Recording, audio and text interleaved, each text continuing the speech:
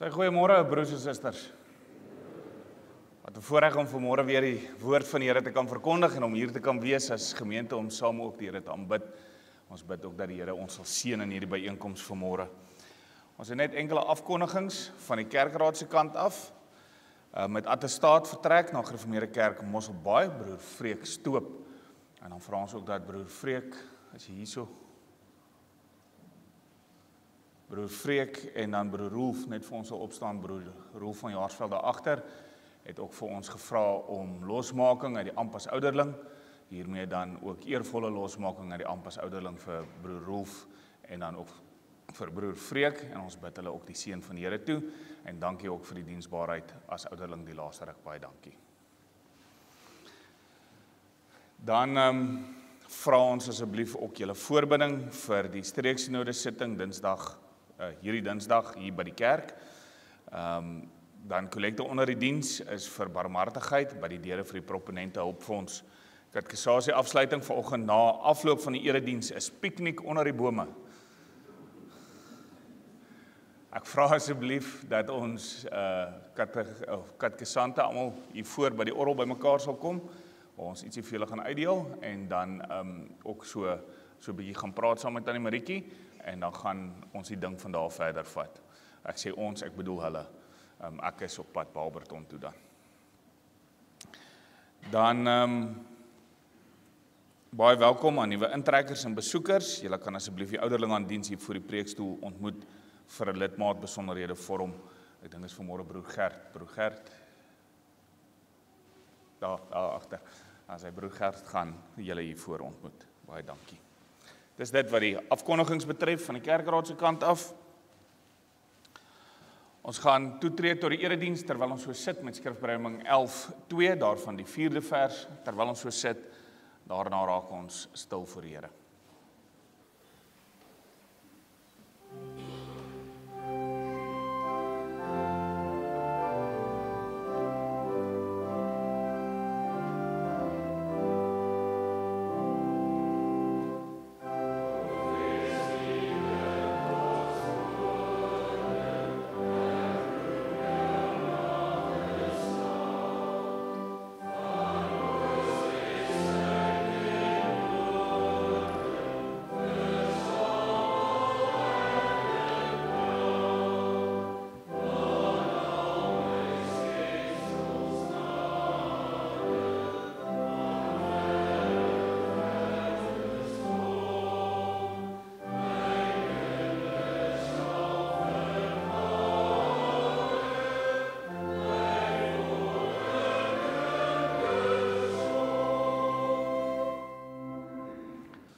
Raak so oomblik stil vir die Here.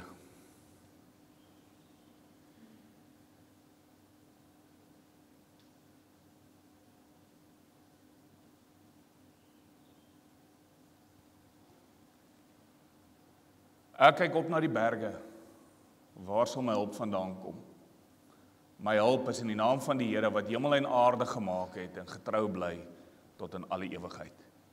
Verhef julle harte tot God, ontvang sy seën, genade, barmhartigheid en vrede vir julle van God ons Vader, ons Here Jesus Christus, en ryklik vermeerder deur die werking van die Heilige Gees.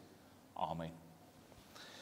Kom ons staan, dan sing ons saam 'n loflied vir die Here, skrifbereiding 1:2 verse 1 en 3. Ons sing dit staande en bly dan staan om saam ons geloof te bely. Oh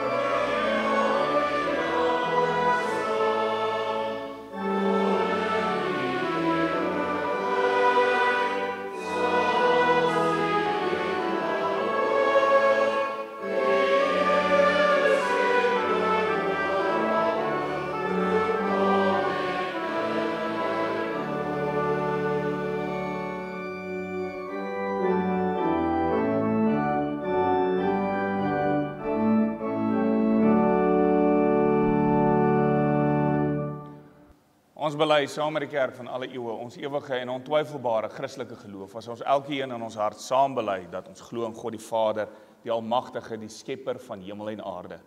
En in Jesus Christus, sy enige gebore Seun, ons Here, wat ontvang is van die Heilige Gees, gebore is uit die Maagd Maria, wat gelei het onder Pontius Pilatus, gekruisig is, gesterf het en begrawe is, en die angste van die hel tot die dood toe ondergaan het. Wat op die derde dag opgestaan het uit die dood, opgevaar het na die hemel, en sit aan die regterhand van God, die Almagtige Vader, waarvandaan hy weer sal kom, om die lewendes en die dooies te oordeel. Ek glo in die Heilige Gees, ek glo aan 'n heilige, algemene, Christelike kerk, die gemeenskap van die heiliges, die vergewing van sondes, die opstanding van die liggaam en die ewige lewe. Amen.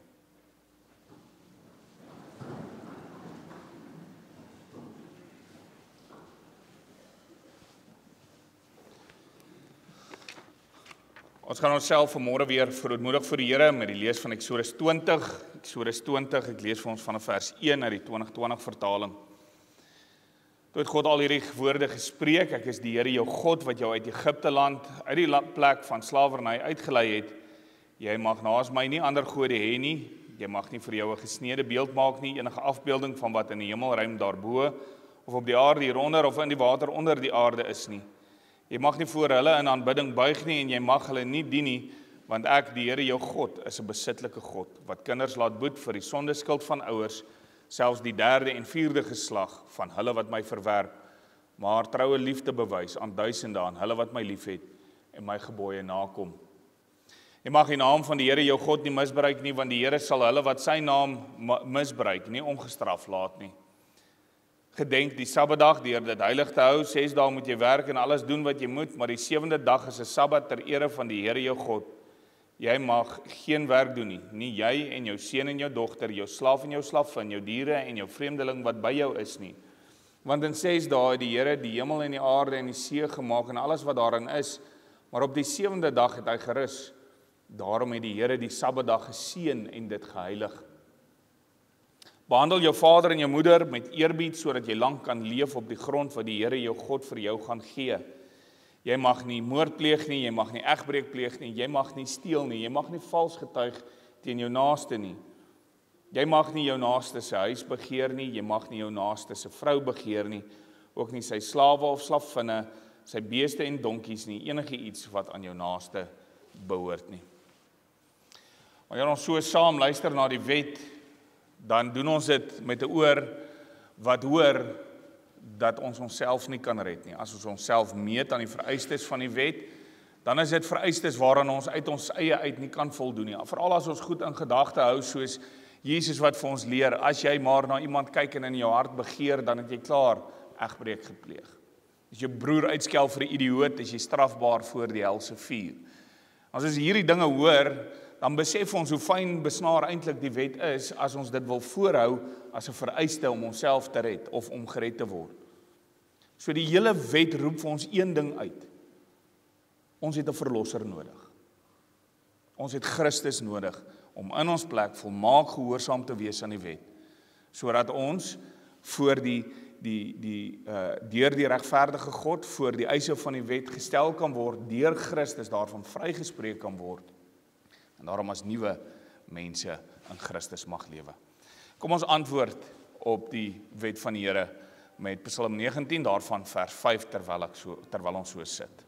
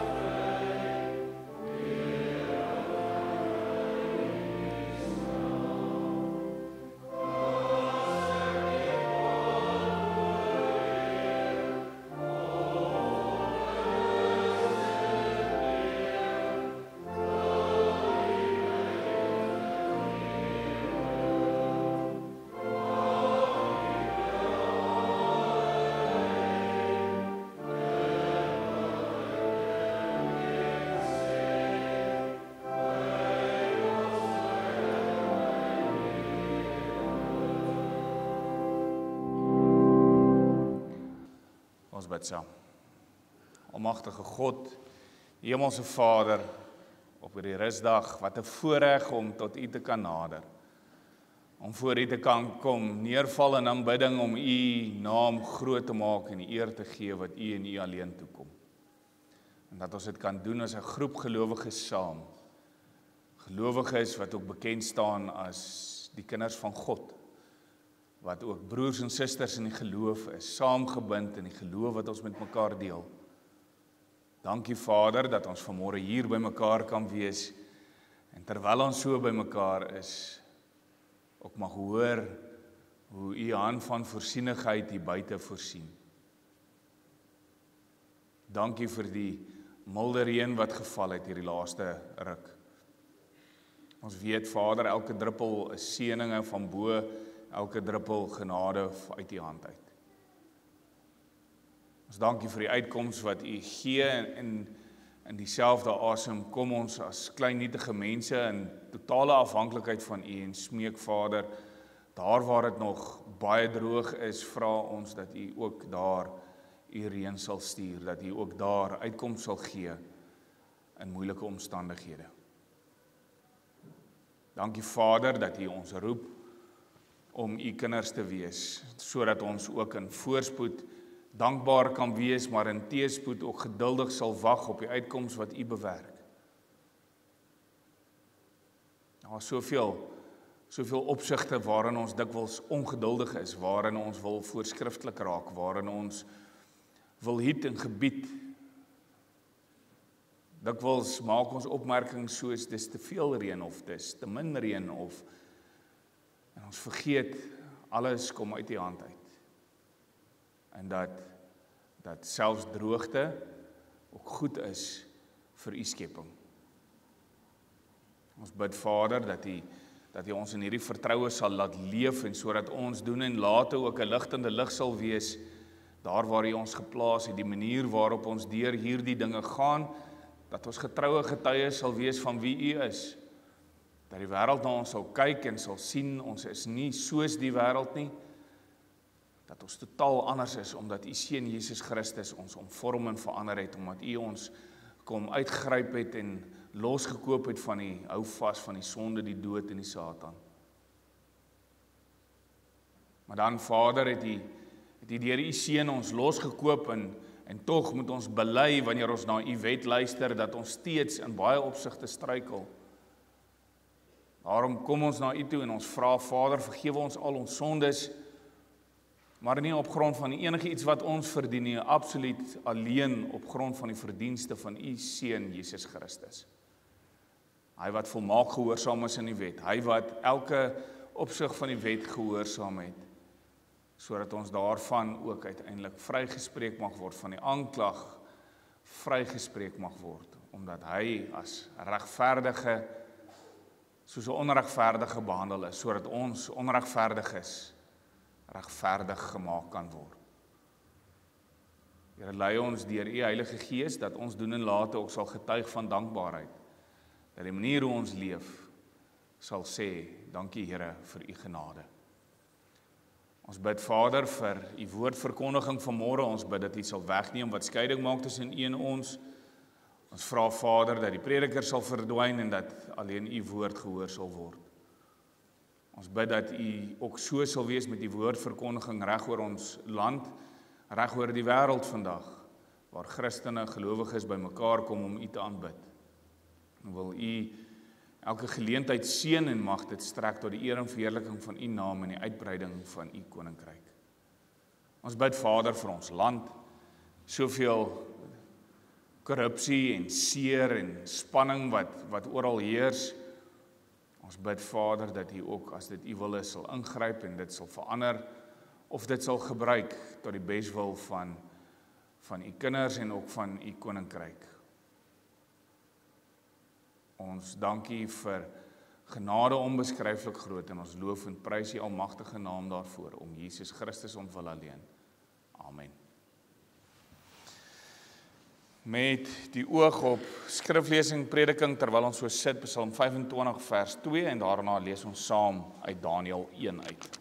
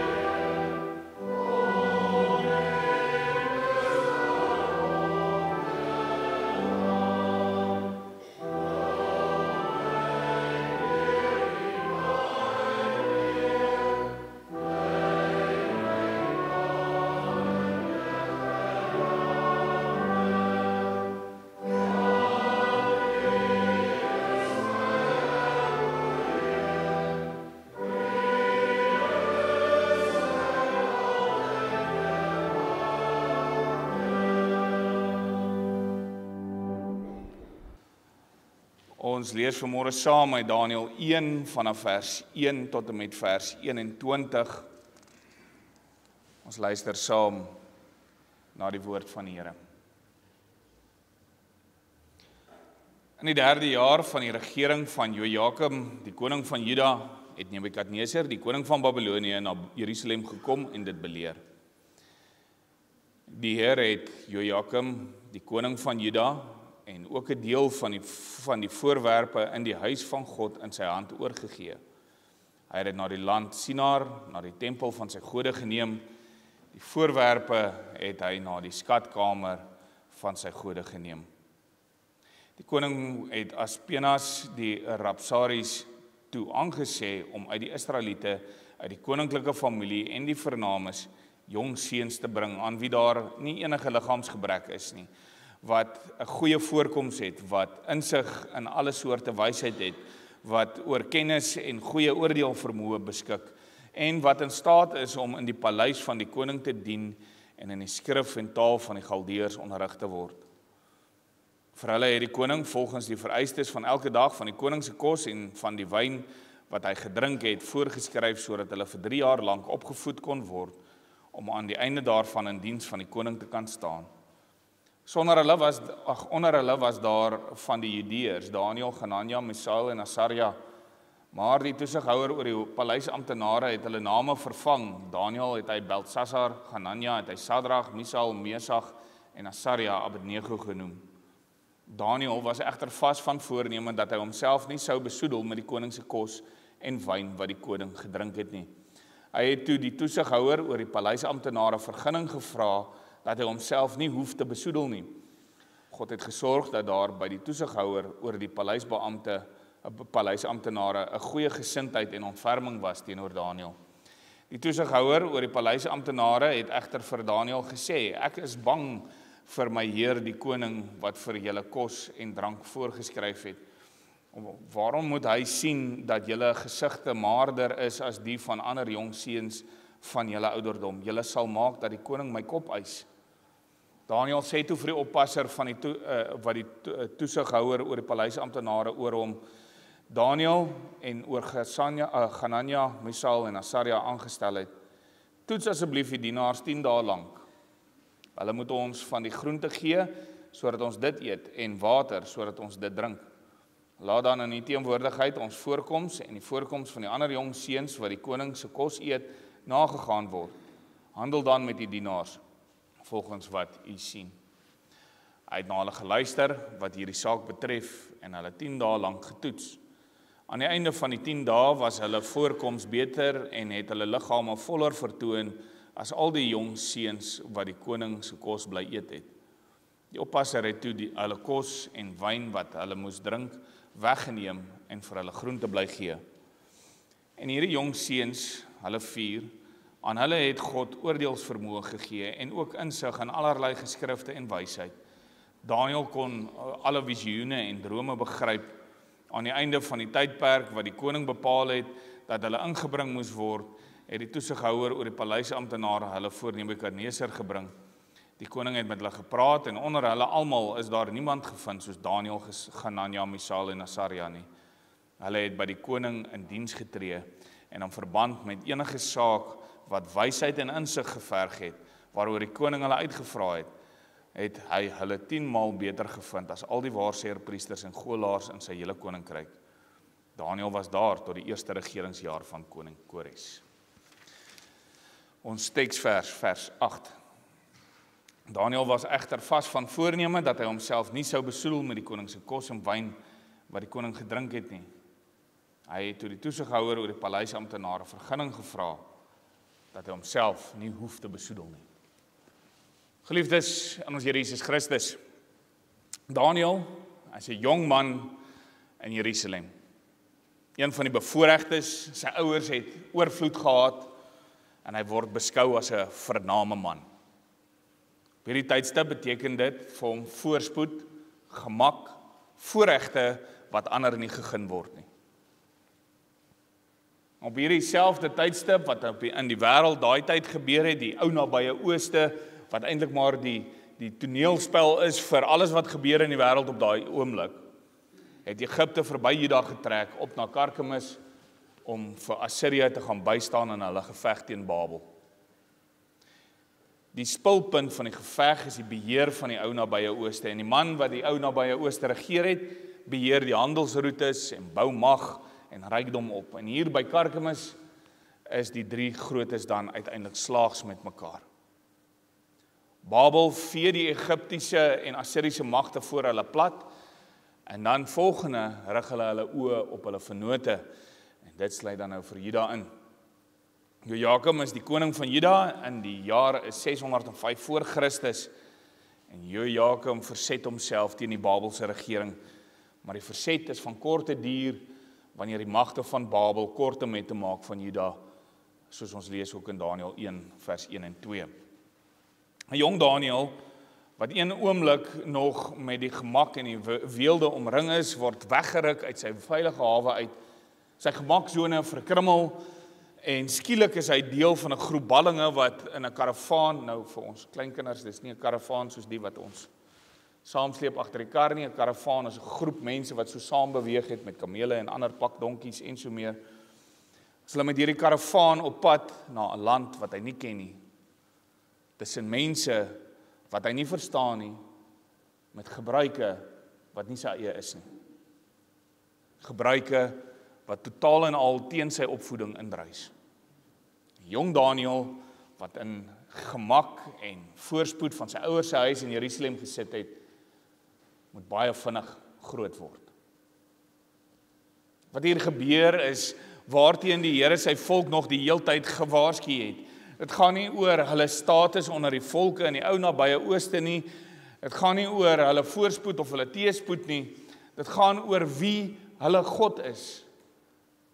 Die Here het hulle derentyd deur Jeremia, Jesaja, al die pad gewaarsku, kyk, wie is julle besig om te aanbid? Kyk, waar lê julle harte? As hulle identiteit in hom kan vind en hulle lewens in gehoorsaamheid aan hom kan heilig, een kan sit deur anders te wees as die res van die wêreld, dan gaan hulle ware geluk ken. Wat 'n ewige worstelstryd is dit nie, want ek hoor weer vir Romeine 7 vers 19 waar Paulus sê, die goeie wat ek wil doen, dit doen ek nie, maar die slegte wat ek nie wil doen nie, dit doen ek wel. Wie gaan my van hierdie doodsbestaan red? En so gebeur dit al eeue lank met die mensekind, en veral waarin ons identiteit wil vind.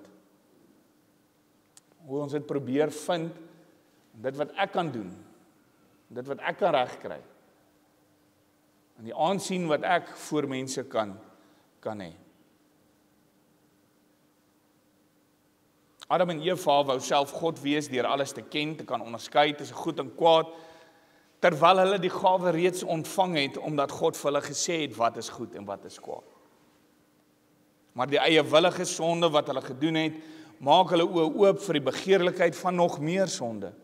Dit spoel oor in die wêreld in, en dan maak God 'n einde aan die mensdom, maar is genadig deur die oorblyfsel in die gelowige Noag en sy familie se ark. Die mensdom groei weer en verval dan weer in daardie gat waar hulle identiteit en hulle mensheid wil vind, en waar hulle teen God se opdragte in om oor die wêreld te versprei, bymekaar kom op een plek om 'n toring te bou, 'n monument tot hulle ongehoorsaamheid en hulle eie vermoëns. En dit alles op 'n plek wat Genesis 11 sê se naam Sinar is. Julle ken die geskiedenis. Mense begin skielik verskillende tale praat en versprei oor die aarde heen, soos God hulle oorspronklik beveel het, want God se plan word nie eers deur die ongehoorsaamheid van mense gestuit nie. En nou is ons weer op daai plek, op Sinar, ander naam Babel, waar hierdie jong man Daniël en sy vriende bymekaar is, en hulle identiteit word getoets. Wie is jou God? Aan wie is jy gehoorsaam? Na wie kyk jy uit? Beskerm jy jouself? Wil jy jou eie belange bevorder? Waarmee is jy besig? hier by die monument van die mense ongehoorsaamheid aan God in die plek waarheen Nebukadneser die inhoud van God se tempel in Jerusalem weggevoer het. Hier gebeur dit, dieselfde plek waar jong manne heen gaan om in die Babiloniese kultuur ingeburger te word. En nou sien jy, Nebukadneser is nie onnosel nie. Sy herintegrasieplan het in drie fases gewerk, want hy het eers in 605 voor Christus 'n groep gevat, toe 597 en toe 587 voor Christus. En elke keer word Juda aangeval en mense stukkie vir stukkie weggevoer na Babel, en elke keer word die mense geïntegreer in die Babelse samelewing. En dan ook nie maar net hier sy huisie kom woon en werk hier nie.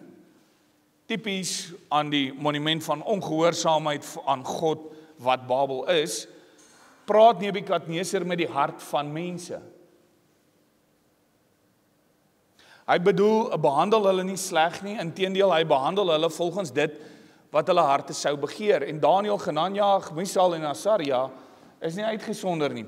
Ons lees in vers 3, die koning het Aspenas, die Rabsaris of die hoofpaleisbeampte, toe aangesê om uit die Israeliete, uit die koninklike familie en die vernames jong seuns te bring, aan wie daar nie enige liggaamsgebrek is nie, wat 'n goeie voorkoms het, wat insig in alle soorte wysheid het, wat deur kennis en goeie oordeelsvermoë beskik, en wat in staat is om in die paleis van die koning te dien, en in die skrif en taal van die Galdeërs onderrig te word. Hierdie opdrag, saam met die beskrywing van hierdie manne se voorkoms, praat nie na die oppervlakkigheid van die koning nie. Dit beskryf eerder die slinksheid van Nebukadneser. Want jy sien, soos die slang van ouds praat hy met hulle harte, jong manne wat aansien het in die samelewing van die Judeërs, wat versorg is en rykdom gehad het vir 'n oomblik die smaak van bittere slawerny geproe en word nou as gaste in die koning se paleis ingenooi. En hulle word op die hande gedra. 'n Uitnodiging wat hulle hartsbegeerte is om voorspoedig te wees en aansien te geniet, steeds aanspreek. Word een van ons is basies waarna die koning hulle uitnooi. Leef weer 'n lewe van weelde en voorspoed. Want as die elite van Juda hulle gewig agter die koning gaan ingooi, dan sal die res soveel makliker volg. En dan gaan dit soveel minder teenstand tot gevolg hê. En daarom word hulle nie net uitgenooi om in die paleis diens te doen, omring met weelde, pragt en rykdom nie, maar ook om te geniet van die koning se kos en wyn. Hulle word soos koninklikes behandel om verlei te word in 'n gemaksone in wat tot Babel se voordeel lei. Om verlei te word weg van hulle identiteit as God se kinders en die identiteit aan te neem van 'n goddelose volk wat hulle kos eet, hulle gewoontes volg en selfs hulle godsdiens beoefen. Daniël, Hanania, Misael en Asaria is deel van hierdie groepie mense wat so weggeneem is met die doel. En dan stap 1 van hierdie identiteitsverandering en stap 1 van die nuwe identiteitsverandering is om die 4 manne nuwe name te gee. Nuwe name, nuwe identiteit, so reken die Babiloniërs. Nou staan hulle bekend as Beltsasar, Sadrag, Mesach en Abednego, maar helaas was dit nie so maklik nie, want in die middel van alles wat hier gebeur, is die Here nog die heeltyd teenwoordig. Ons lees dat dit die Here is wat vir Juda in die mag van Nebukadneser oorgee. En dat dit die Here is wat die hart van die hoofpaleisbeampte in sy hart werk. En wat ons duidelik kan aflei dat dit die Here is wat in die hart van Daniël werk tot die behoud van sy volk. Die Here het Daniël se gemaksone geskit. Hy het sy wêreldbeweging geskuif soos wat min mense nog ervaar het. En in dit alles het Daniël net nader aan sy Here gegroei. Dit wat Nebukadneser as oogmerk het met hierdie oefening, het nie die gewenste impak op Daniël, Hanania, Misael en Asaria nie. Daniël weier om van die koning se kos te eet, hy aanvaar die naamverandering, hy stem in tot die onderrig wat hulle ontvang, maar by die kos steek hy vas. En jy kan jouself afvra waarom, en die eenvoudige waarheid is dalk net, die kos was nie skoon nie, dit was nie rein gewees volgens die eis van die Here nie. dat deelname aan feesmaaltye waaraan die paleispersoneel deelgeneem het, onderhewig was ook aan afgoderry. Maar die groot rede waarom Daniël homself weerhou van hierdie maaltyd, is omdat die deelname aan hierdie maaltyd 'n ooreenkoms, 'n verbintenis tot vriendskap met Nebukadnesar sou wees. Gaan lees bietjie wat sê Genesis 31 vers 54, Eksodus 24 vers 11, Nehemia 8 vers 9 tot 12, Matteus 26 vers 26 tot 28. As Daniël en sy vriende hierdie gebaar aanvaar het en van die koning se kos geëet het, het hulle self ook verbind tot loyaliteit teenoor Nebukadnesar. En om loyaal teenoor Nebukadnesar te wees sou beteken, hulle is loyaal teenoor sy dekrete, gebruike en godsdienstige voorkeure. Hulle verset teen hierdie gebruik is 'n verbintenis aan God. 'n Verbintenis tot gehoorsaamheid aan God, 'n verklaring dat God hulle identiteit bepaal. Dit is des te meer verstaanbaar waarom Aspenas, die hoofpaleisbeampte, so versigtig is om Daniël se versoek toe te staan. Die koning sal dit as 'n daad van verset en openlike rebellie interpreteer en die persoon voor stok kry wat verantwoordelik is daarvoor, en dit sou Aspenas gewees het. Desnieteenstaande stem die Here Aspenas se hart gunstig teenoor Daniël se versoek. Hy stel 'n amptenaar aan in vers 11. Hoekom stel hy die amptenaar aan? Sodat hy nie eerste voorstok gekry word nie, maar dat hy eerste kan wys na die amptenaar. Sodat iemand anders het om in die spervuur te gooi. Punt is, Aspenas tree op soos 'n wêreldse mens sou optree. Hy tree op in sy eie belange. Hy tree op sodat hier nie 'n insident plaasvind wat hom in sy lewe in gedrang sal bring nie. Hy gaan kompromieë aan om die vrede te bewaar. En hy keer vir sy eie gesondheid. Daniël daarteenoor weier om die kompromieë aan te gaan, en dit gaan nie oor sy veiligheid of sy gesondheid of enigiets nie. Dit gaan eenvoudig daaroor dat God is wie God is. Hy is verbind aan die ware lewende God. Soos Jeremia gesê het, werk hy vir die voordeel van die stad, maar hy weier om op die wesenlike dinge kompromieë aan te gaan. Sonder vrees vir sy lewe hou hy voet by stuk. Daniël se verset gaan op soos 'n lig teen die geskiedenis van Juda. 'n Geskiedenis van kompromieë, vergrype aan voorspoed en welvaart word hier vervang met 'n kind van God wat eenvoudig weier om kompromieë aan te gaan in sy verhouding met God. 'n Kind van God wie se identiteit vasgeanker is in wie God is en wat hy in God is. Wat 'n heilige lewe, nie hoogheilig nie, maar heilig, eenkant gesit, afgesonder vir God, lewe. Afgesonder om in diens van die Almagtige in 'n wêreld wat God nie ken nie, sy naam bekend te maak deur sy gehoorsaamheid aan God se wil. Om in die donker gat van ballingskap 'n lig te wees van hoop. Hoop dat God nie in die donker tye afwesig is nie, maar juis in die oog van die storm ons vashou. Ons wêrelde skuif en skud sodat ons nader aan hom kom, groei en beter ligdraers word van die evangelie. Die lig wat ons sal sien, selfs skyn in die harte van mense uiteindelik soos Nebukadnesar. Sodat hy ook later sal erken dat die Here waarlik God is.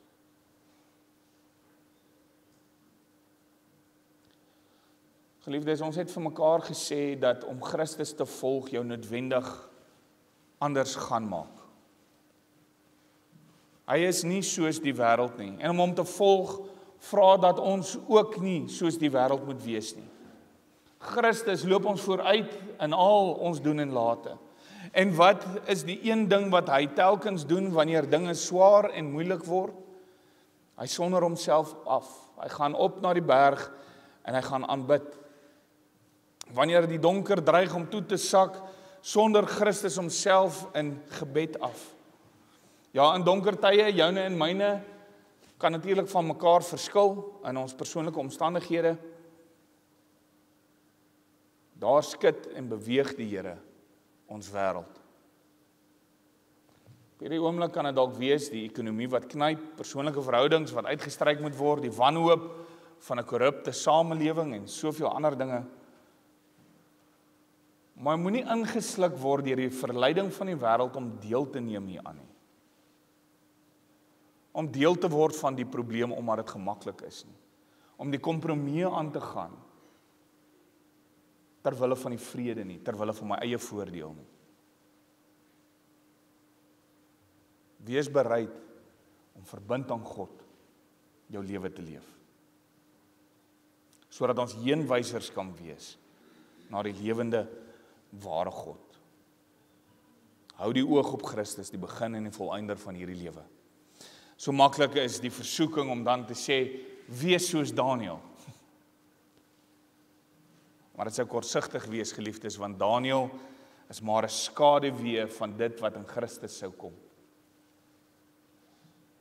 Hy wat die versoekings en verleidings van Satan weerstaan, wat nie kompromie met die duiwel aangegaan het vir eie gewin nie, wat nie die Vader op die proef gestel het nie, maar getrou gebly het aan wie hy is, die Christus, die gesalfde, die Seun van God, selfs in hierdie donker wêreld, waar sy eie dorpsmense hom met klippe verjaag het, die mense vir wie hy gesterf het, die mense vir wie hy die toorn van God dra, daai mense slaan hom aan 'n houtkruis vas met spykers. Selfs toe hy gehoorsaam 'n heilige lewe aan God die Vader opgeoffer het vir die wat onheilig is. Wat deur sy gehoorsaamheid, deur sy diensbaarheid en deur sy lewe, sy dood, sy opstanding en sy hemelvaart, die wil van God volkome geopenbaar het. Hou aan hom vas en volg sy voorbeeld. Volg sy voorbeeld in donker dae, wees 'n draer van lig en hoop, geanker in jou identiteit. Met die versekering dat God in swaar kry tye nie afwesig is nie, maar juis daar is in die seer saam met ons. Wees anders, lyk anders, klink anders as die wêreld, want ook daarin is hy saam met ons om ons te rig en te lei, om draers van die lig te wees tot die eer van sy naam. Mag God ons deur sy gees in elke tree met hierdie wete vertroos. Amen. Kom ons bid saam. Ons almagtige God, ons hemelse Vader, ons dankie vir die voorreg om u kinders te kan wees. Ons dankie vir die voorreg om in afhanklikheid na u toe te kan kom, om ook te kan kom na u toe in donker tye en te kan bely, Vader, ons is sonder u is ons niks nie. U is ons absolute anker. Dis na u wat ons gryp elke keer wanneer die donker oor ons wil sak. Maar dan bid ons ook, Vader, wil u ons skud en ons beweeg, wil u ons uit ons gemaksones uithaal, wil u die lewe vir ons ongemaklik maak, sodat ons u meer en meer sal volg, soos u wil. Dat ons met absolute vasberadenheid en toewyding aan u sal vashou, en dat dit juis in daai tye, wanneer dit eintlik menslik gesproke onmoontlik en vreemd lyk, dat ons juis daarin getroue getuies sal wees van die hoop wat in ons leef, die hoop wat ons het deur u Seun Jesus Christus, dat ons in hierdie lewe en in sterwe, nie aan onsself nie, na liggaam en aan siel, nie na aan onsself nie, maar aan ons koning en verlosser Jesus Christus behoort. Mag ons getrou getuig hiervan, in afhanklikheid van ons koning en verlosser. Ons bid dit om Christus ontwil alleen. Amen. Ons gee geleentheid vir ons kollekte, en daarna antwoord ons op die skriflesing en die prediking. Kom ons antwoord op die skriflesing en die prediking met Psalm 147, daarvan die eerste en die tweede vers. Ons bly staan om daarna die seën van die Here te ontvang, waarop ons met die amen antwoord.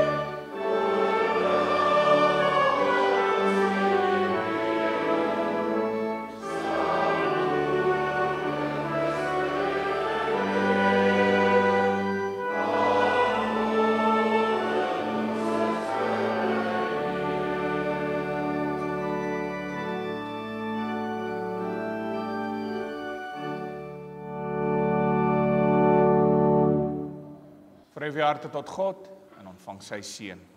Die genade van ons Here Jesus Christus en die liefde van God en die gemeenskap met die Heilige Gees is en bly met elkeen van u. Amen.